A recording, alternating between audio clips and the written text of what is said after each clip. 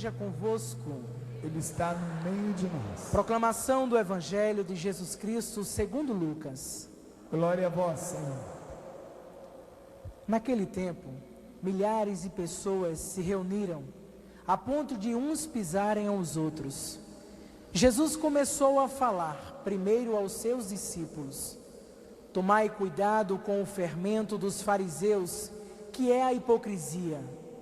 Não há nada de escondido que não venha a ser revelado, e não há nada de oculto que não venha a ser conhecido. Portanto, tudo o que tiverdes dito na escuridão será ouvido à luz do dia, e o que tiverdes pronunciado ao pé do ouvido no quarto será proclamado sobre os telhados. Pois bem, meus amigos, eu vos digo: não tenhas medo daqueles que matam o corpo, não podendo fazer mais do que isto. Vou mostrar-vos a quem deveis temer. Temei aquele que, depois de tirar a vida, tem o poder de lançar-vos no inferno. Sim, eu vos digo, a este temei. Não se vendam 5 pardais por uma pequena quantia? No entanto, nenhum deles é esquecido por Deus. Até mesmo os cabelos de vossa cabeça estão todos contados. Não tenhas medo, vós valeis mais do que muitos pardais. Palavra da salvação. Glória a vós, Senhor.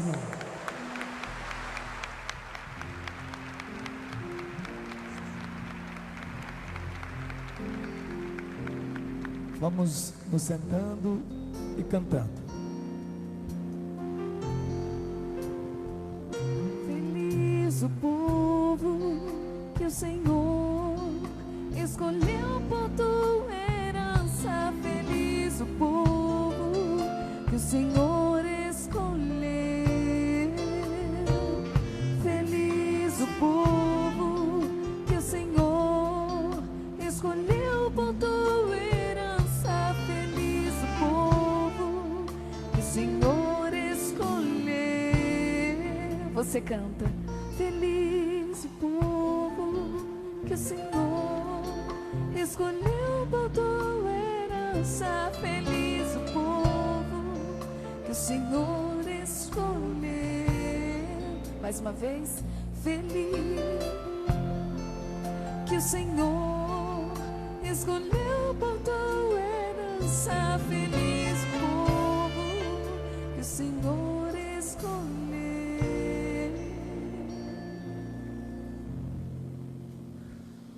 Hoje eu gostaria de pegar o motivo principal da celebração, que é justamente o martírio de Santo Inácio de Antioquia. Eu gostaria de fazer uma abordagem do Evangelho a partir de um título que Santo Inácio de Antioquia recebeu. Ele recebeu o título de Teóforo. Palavrinha esquisita, né? Em grego isso quer dizer portador de Deus. Você já passou pela experiência de ser portador? Já ou não? Eu me lembro que às vezes a gente, quando era pequeno, a mãe da gente mandava buscar alguma coisa, e ela mandava um bilhetinho, como se a gente não soubesse falar, né? Mas na verdade, o bilhetinho era para dar autoridade. Porque se eu chegasse lá de alegre, olha, minha mãe mandou buscar aquele leite aí, não sei o quê, poderia que aquela pessoa que estivesse me recebendo não acreditasse tanto na minha palavra.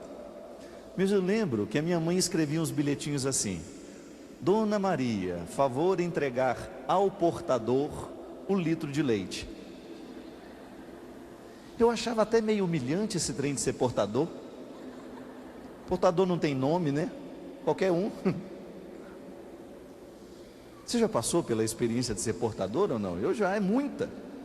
Saía igual um repolho, né? Não falava nada, só entregava a cartinha. Ou então a mesma bilhetinha era quando a gente tinha feito alguma coisa de errado na escola, né? A cartinha ia também, não era assim? A professora mandava, eu era o portador da minha desgraça. Tinha que levar bonitinha a cartinha para a dona Ana ler. O que eu acho interessante, gente, é que essa história de ser portador de Deus tem muito a ver com essa observância com essa observação que Jesus faz a respeito da hipocrisia. Veja bem, que no caso de ser portador, não importa aquele que porta, mas importa o que ele vai levar. Não é quem leva, mas é o que se leva. Percebe a diferença? No caso de ser um portador qualquer, não importa se é um filho, se é o outro, se de repente nenhum dos dois pôde, a carta vai dar autoridade para que a Dona Maria entregue a encomenda ao portador, independente de quem seja ele.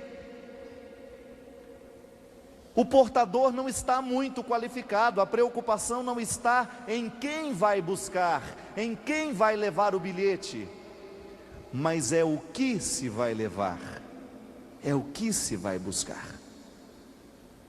Aqui a gente entende um detalhe da teologia sacramental que é muito bonito, que eu gostaria de partilhar com vocês. Às vezes você pode pensar, aquele padre, eu não sei não, viu? Aquela vidinha que ele leva, eu acho que essa missa que ele celebra não serve para nada não. Você já teve essa tentação? Confessa para mim. O padre era tão ruim de vir, ele estava tão derrubadinho espiritualmente, que a gente chegou a duvidar do poder sacerdotal dele. Eu estou achando que aquela missa dele não tem muito poder não, viu? Veja bem, aqui está um pouco essa história. Não importa quem é o portador, o que importa é o conteúdo que ele vai buscar. E aqui no caso, é o conteúdo que ele anuncia.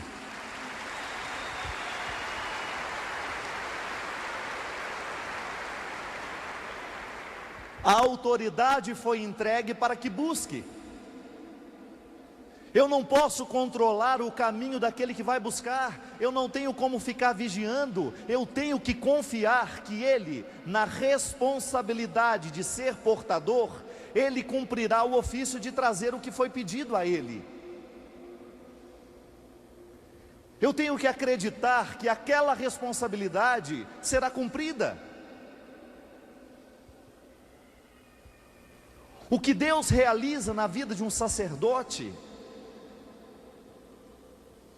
o que eu como padre posso realizar a partir dos sacramentos, o que eu posso realizar não está na minha dignidade,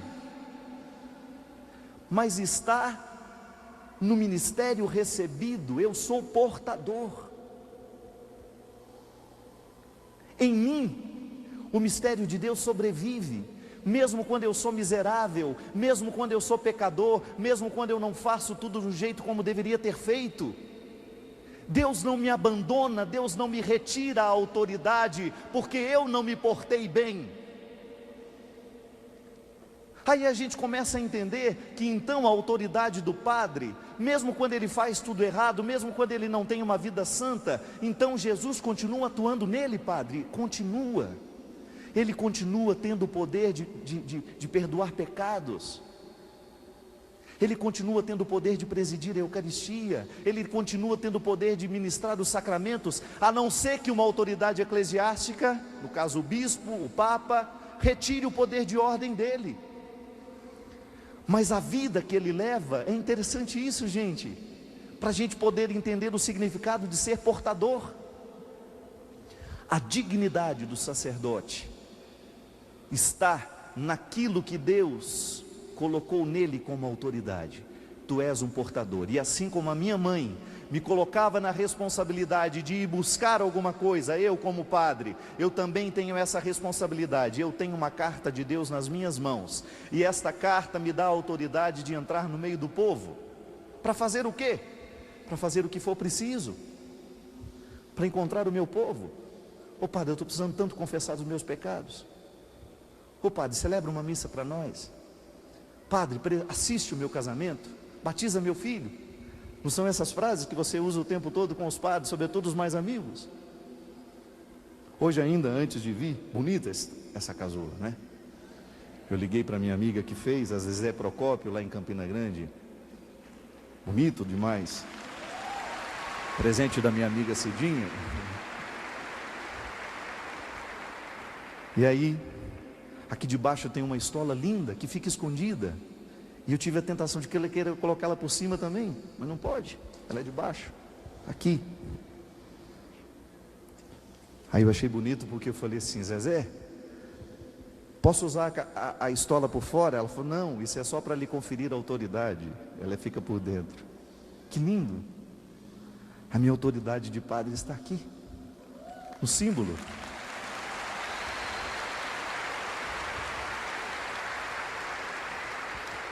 Isso me identifica no meio do povo.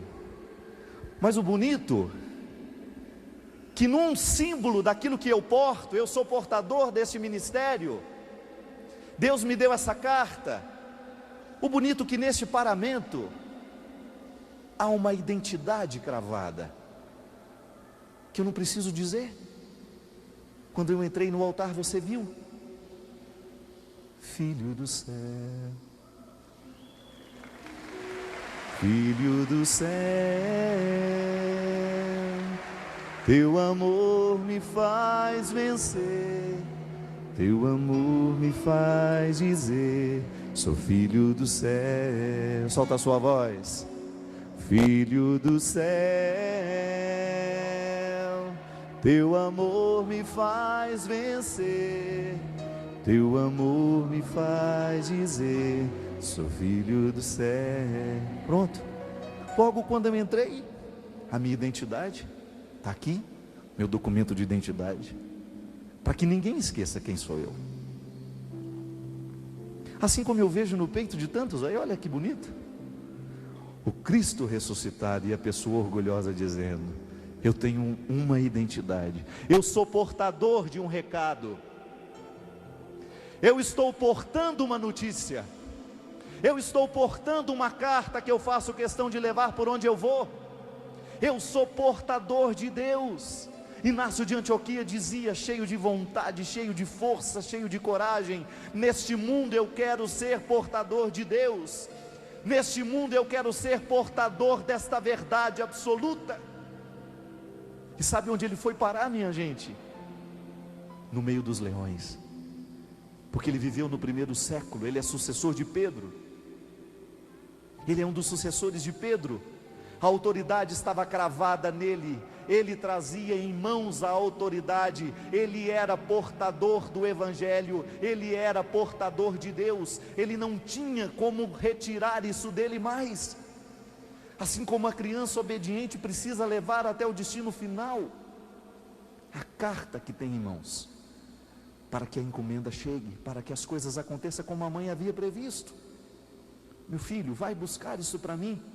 Mas mãe, será que ela vai acreditar? Não, não se preocupe, eu vou lhe fazer o meu portador. Como é que eu vou ser seu portador, minha mãe? Eu vou lhe dar uma carta. Favor entregar ao portador. Gente, a beleza do Evangelho de hoje está justamente aqui. Quando eu me descubro portador de Deus, quando eu descubro que eu tenho uma carta para entregar, que eu não tenho o direito de extraviar essa carta, eu não tenho o direito de extraviar este conteúdo, eu tenho que então fazer este conteúdo vir para dentro de mim, eu tenho que me comprometer com este conteúdo, eu tenho que estabelecer um pacto com este conteúdo. Eu sou portador de um recado, eu sou portador de uma verdade, e eu não tenho o direito de negligenciar isso. Aí Jesus faz um alerta bonito: cuidado, cuidado com aqueles que podem matar o seu corpo, mas muito maior tem que ser o cuidado, é com aqueles que podem lhe mandar para o inferno. Como, meu Deus? Porque Inácio de Antioquia viveu como consequência de ser portador de Deus o destino cruel de ser matado no corpo. Ele foi Marte, por isso é vermelho hoje. O sangue O sangue correu porque ele era portador de uma verdade e ele não abriu mão nem mesmo no final. Quando certamente ameaçado pelos leões, quando certamente ameaçado pelas autoridades romanas, ele não recusou, ele não renunciou à sua fé, ele levou até o fim o seu destino. Eu estou com o bilhete nas minhas mãos, foi o meu pai que me mandou, eu não vou titubear, eu não vou jogar o bilhete fora só porque eu estou ameaçado. Não, ele levou até o fim. O corpo foi morto, o sangue correu, mas ele não foi mandado para o inferno. Ele não foi mandado para o inferno porque ele morreu com a carta na mão.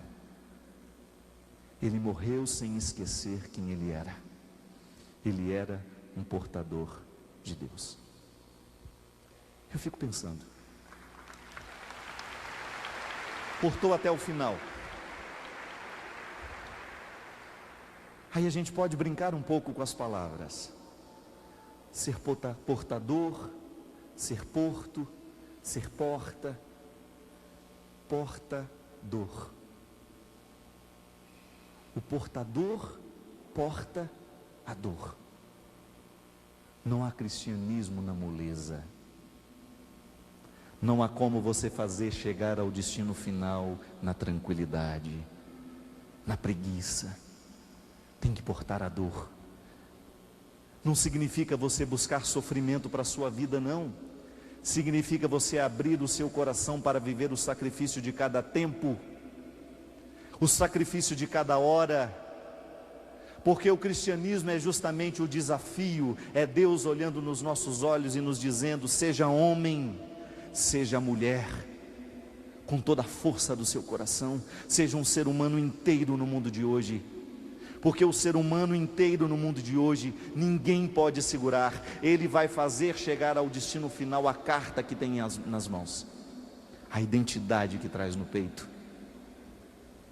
Porque o inferno não prevalecerá sobre nós. E esta palavra é uma palavra de Jesus sobre Pedro. Inácio de Antioquia é sucessor de Pedro. Eu sou sucessor dos apóstolos também. Você, porque é batizado, porque participa do corpo de Cristo, você está sucedendo nesta missão de ser portador do que o Cristo é. O martírio virá também. Não há como a gente segurar esse bilhete de qualquer jeito. O mundo vai querer arrancá-lo das nossas mãos. O mundo vai querer retirá-lo de nós, porque não é interesse às estruturas diabólicas desagregantes do mundo de hoje, que nós cristãos continuemos com a carta na mão. Não é interesse das sociedades, não é mesmo, porque cada vez mais cresce o poder das forças diabólicas no nosso meio, desagregantes, desumanizadoras. Nós estamos num mundo cada vez mais capitalista, nós estamos num mundo cada vez mais cruel, onde as pessoas estão perdendo o seu valor, a sua dignidade, onde as pessoas são substituídas por máquinas, onde as pessoas não possuem valor, onde as pessoas estão cada vez mais relativizadas na sua identidade. E o cristianismo é o oposto de tudo isso. O cristianismo é a valorização da vida, é a valorização da dignidade. Na carta que você leva está escrito isso. Na carta que você escreve, que você carrega com você, a família tem valor. Na carta que você gostaria de ler ao mundo, o seu coração merece respeito. Na carta que você leva ao mundo, os cativos serão libertados. Na carta que você leva ao mundo não há espaço para os vícios. Na carta que você leva ao mundo não há espaço para a hipocrisia, não há espaço para a mentira, não há espaço para as drogas, não há espaço para a prostituição socializada. Porque na carta que nós levamos, é uma carta de boas notícias. O anúncio do Evangelho é o anúncio de boas notícias, que vale a pena morrer por ele, vale a pena. Como é que vale a pena morrer pelo Evangelho, Padre? Ninguém está colocando uma arma na minha cabeça, ninguém está ameaçando o seu corpo, é porque nós não estamos mais em tempo de martírio do corpo, minha gente. Não, isso foi coisas dos primeiros séculos. Ou vez ou outra encontramos uma pessoa que morre, por exemplo, a irmã Dorothy, lá no norte do país, Chico Mendes. Homens e mulheres que morrem por questões que eles acreditam, como estão alguns bispos do norte do nosso país, ameaçados de morte física. Os primeiros cristãos, minha gente, se eles quisessem rezar, eles precisavam se refugiar nas catacumbas, lugar onde ficavam os mortos, nos cemitérios subterrâneos. E se manifestassem publicamente o que acreditavam, a espada já estava no pescoço. Se manifestassem publicamente a fé que o coração deles criam, professavam, estariam mortos em pouco tempo. Mas onde estão as espadas hoje? Olha para o seu lado. Você acha que essa pessoa está ameaçada de morte? Não acredito, não. Está muito impecável para quem está ameaçado de morte. Não é assim? Mas pergunta para ela o que ela veio fazer aqui.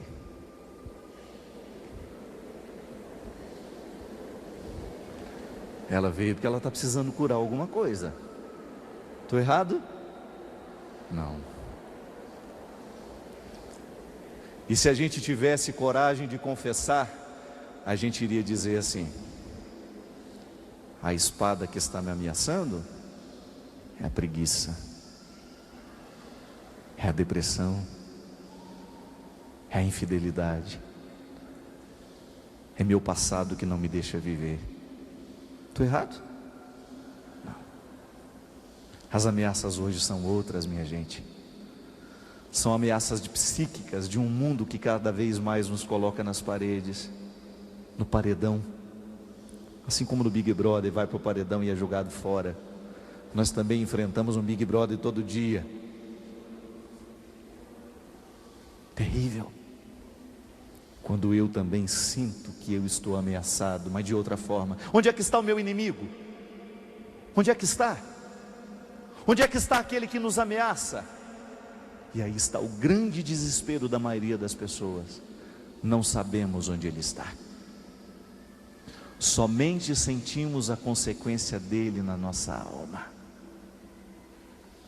Sentimos que ele nos aperta, que ele nos retira a vida aos poucos, mas não sabemos onde ele está.